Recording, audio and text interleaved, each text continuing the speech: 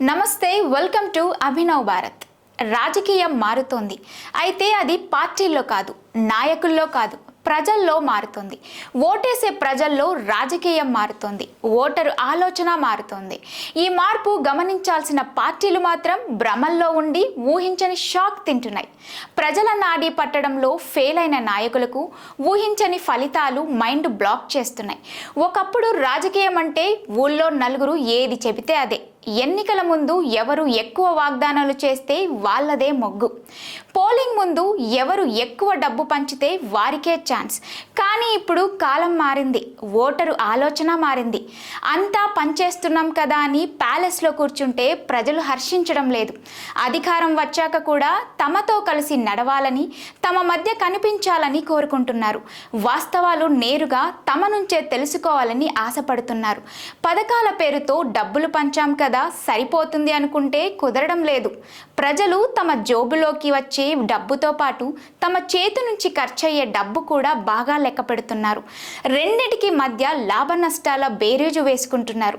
తమకు చేస్తున్నది మేలో కీడో తేల్చుకొని తమలో తామే ఒక నిర్ణయానికి వస్తున్నారు.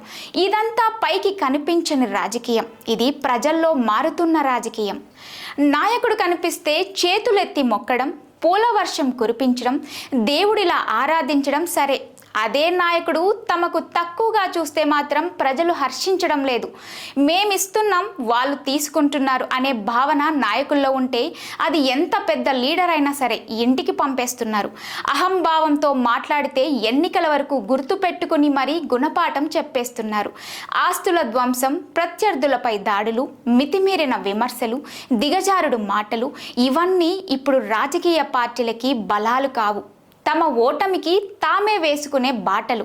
ఇలాంటి కక్షపూరిత రాజకీయాలను ప్రజలు సహించడం లేదు. కేవలం అధికారాన్ని అడ్డుపెట్టుకొని ఇవన్నీ చేస్తున్న వాళ్లను అధికారానికి దూరం చేసే బాధ్యత సైలెంట్గా ప్రజలే తీసుకుంటున్నారు. ఇదంతా మారిన రాజకీయం. తాత్కాలికంగా తమకు జరిగిన మేలు ఒక్కటే కాదు, శాశ్వతంగా నిలబడే పనులు ఏం చేస్తున్నారు, ముందు చూపుతో ఆలోచించి ఎలాంటి అభివృద్ధి చేస్తున్నారు అనేది కూడా ఇప్పుడు ప్రజలు గమనిస్తున్నారు. తమకు సంక్షేమం మాత్రమే అందితే సరిపోదు, ముందు తరాల కోసం గొప్ప ప్రణాళికతో ముందుకెళ్ళాలి. లేదంటే ఆ పాలనను ప్రజలు మెచ్చుకోవడం లేదు. అకారణంగా చెట్లు నరికేయడం, అన్యాయంగా ఇసుక తవ్వేయడం, అటవీ సంపదను దోచేయడం, సహజ వనరులను మాయం చేయడం, ఇలాంటివన్నీ సామాన్య జనం పట్టించుకోరనేది రాజకీయ పార్టీలు, నాయకుల ఆలోచన. కానీ ప్రజల రాజకీయం మారింది. ప్రతి విషయం వారి దగ్గరకు చేరిపోతుంది. ప్రతి ఒక్కటి వాళ్ళు పట్టించుకుంటున్నారు. అది ఏదైనా స్వీకరించడానికి ప్రజలు సిద్ధంగా లేరు. మితిమీరిన అహంకారం, అధికార దర్పం రాజకీయ ప్రత్యర్థులపై చూపించినా సరే వాళ్ళు దాన్ని గొప్పగా తీసుకోవడం లేదు. ఇదంతా మారిన రాజకీయం. ప్రజలకు విధేయులుగా ఉండి తమకు మేలు చేస్తేనే ముందు తరాల కోసం గొప్ప ఆలోచనతో పరిపాలన చేస్తే మరోసారి కుర్చీ ఇచ్చేందుకు సిద్ధమవుతున్నారు. అలా కాకుండా మసిపూసి మారేడుకాయ చేద్దామంటే అలాంటి నాయకుల్ని, పార్టీలను సున్నం పూసి మరీ ఊరేగిస్తున్నారు ఓటర్లు. ఇది మారిన రాజకీయం.